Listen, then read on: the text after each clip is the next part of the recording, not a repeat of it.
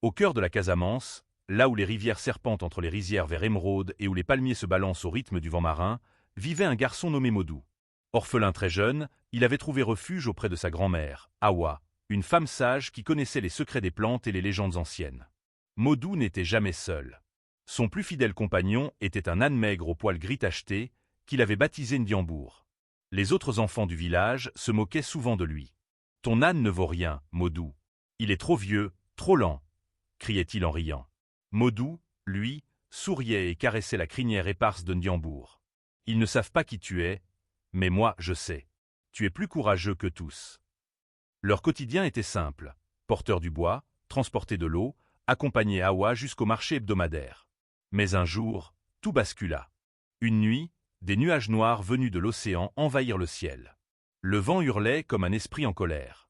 Puis la pluie tomba, torrentielle, inarrêtable. Les rizières furent englouties, le fleuve grossit et le pont en bois reliant le village au marché s'effondra dans un vacarme assourdissant. Au matin, les habitants découvrirent l'ampleur du désastre. Coupés du reste du monde, ils n'avaient plus accès ni aux denrées ni aux médicaments. Les anciens murmuraient « La forêt sacrée, c'est la seule route qui reste ».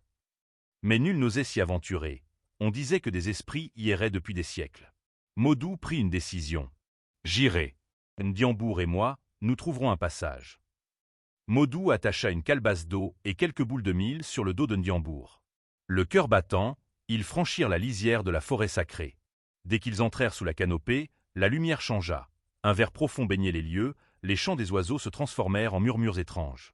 Les arbres semblaient les observer. « N'aie pas peur, Ndiambour. On va y arriver. » Ndiambour secoua ses longues oreilles comme pour répondre. Ils arrivèrent devant un profond ravin. Aucun pont en vue. Sauf que Modou voyait, à travers la brume, de vagues planches de lumière suspendues dans le vide.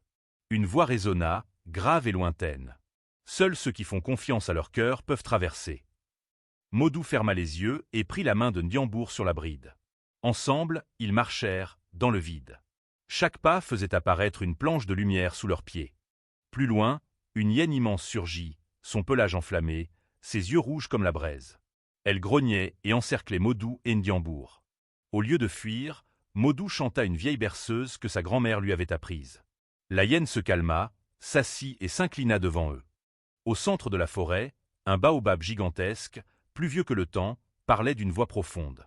Il posa 3 énigmes à Modou sur la patience, l'humilité et le courage. Modou répondit juste. Alors, l'arbre révéla la vérité. Ndiambour n'est pas un âne ordinaire. Ses sabots portent la bénédiction des anciens. Là où il marche, la terre renaît. En sortant de la forêt, partout où Ndiambour marchait, l'herbe repoussait, les fleurs éclosaient.